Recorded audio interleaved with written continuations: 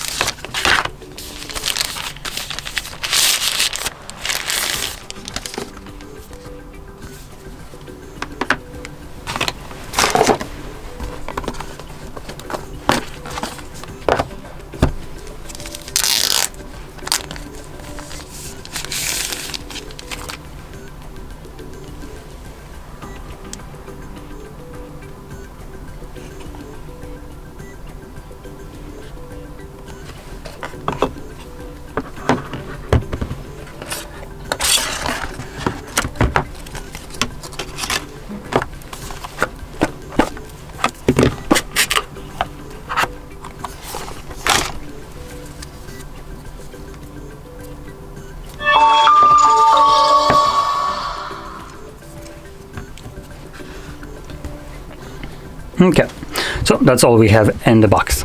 Now, unlike Samsung, Xiaomi decides to actually include a charger in the box, and unlike Samsung, they also want to include a charger that you actually can use, like a 67-watt charger, which is freaking fantastic. Samsung doesn't include a charger, and their phones don't even charge at this speed because I guess they're just too scared that their phones will start blowing up. Maybe if their phones blow up, it's a sign that you shouldn't sell your crap.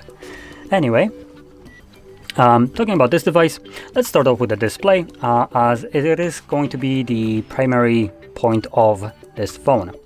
So, it is a AMOLED display running 120 Hz refresh rate with a peak brightness of 1300 nits.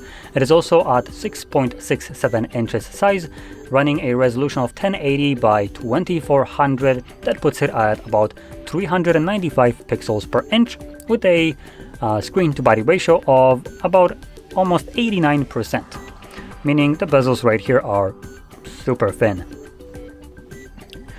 Now, moving on into the cameras at the back, if I flip it over, you can see we have some cameras that look pretty hefty, though the main sensor is a 64 megapixel wide sensor with PDAF and optical image stabilization. Then we got an 8 megapixel ultra wide, though it doesn't really say the field of view, and 2 megapixel macro, which is a sticker camera and no reason to ever use it, as you do have a 64 megapixel wide sensor, while at 2 times zoom with that camera, you'll have a higher resolution and fidelity picture compared to the dedicated lens that can only do one thing and nothing else, and yet it just fails off the cliff when it compares to the main sensor.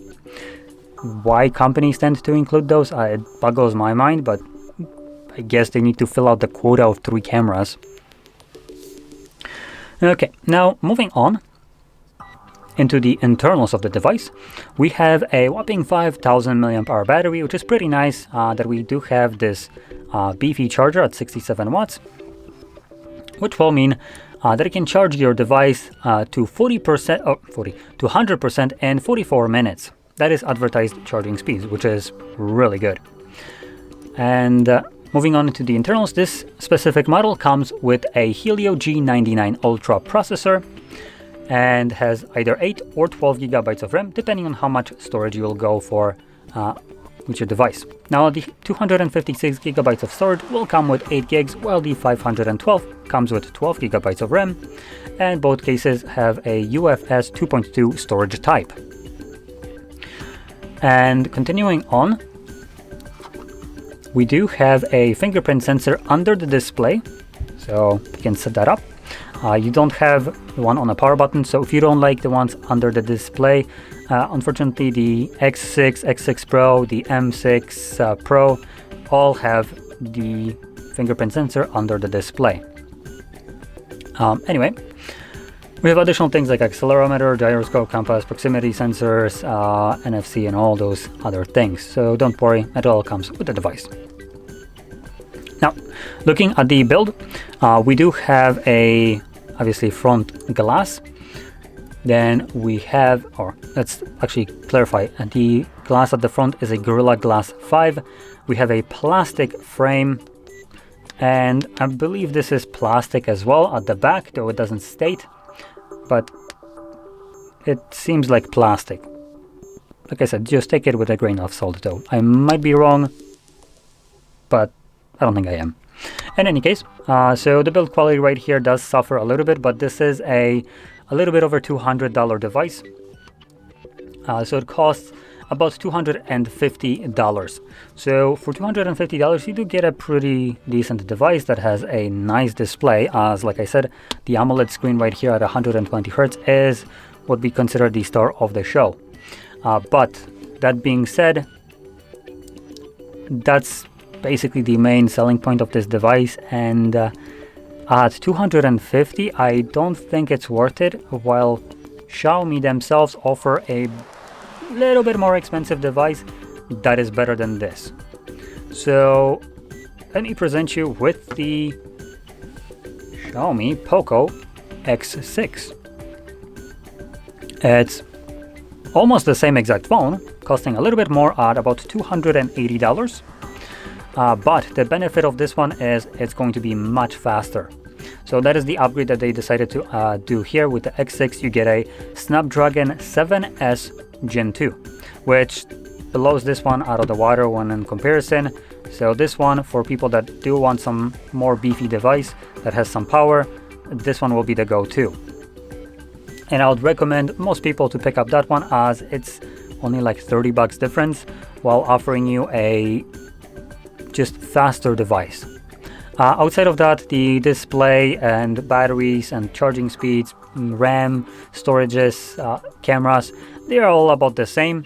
So the only upgrade, like I said, primarily is the processor inside, and the display I believe runs at a higher resolution at 1220 by 2712.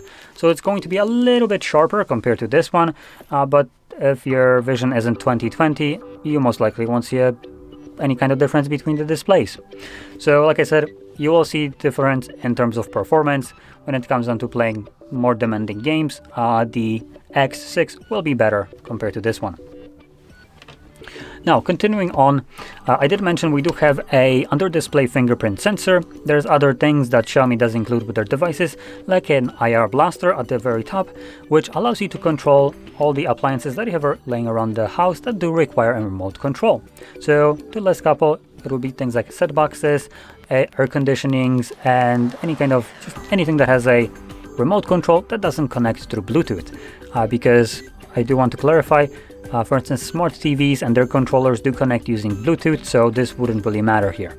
But if it uses a remote control with an IR, this can substitute it. So you can have multiple remote controls assigned on your device, open up an application, and you're off to good to go to basically use this device as a remote control for those devices. And a really nice thing that you can also do with that, as a tip, if you tend to travel a lot and you find yourself in a hotel where you do have an air conditioning but no remote control, just slap that in, find the remote control for that AC, and you can then start using it. And no remote control needed. So anyway, with that being said, that will basically conclude the overview of this device. It's a great device, though like I said, it is overshadowed by the X6, which I would consider to be a better device that has a better processor and obviously will be significantly faster compared to this one. And at not that big of a price jump, I don't see a reason to go for this one. But obviously, if you're tight and on a budget right here, this will again still be a fantastic device that will present you with an outstanding image and still a relatively decent device in terms of performance. But with that being said, if you found this video helpful, don't forget to hit like, subscribe, and thanks for watching.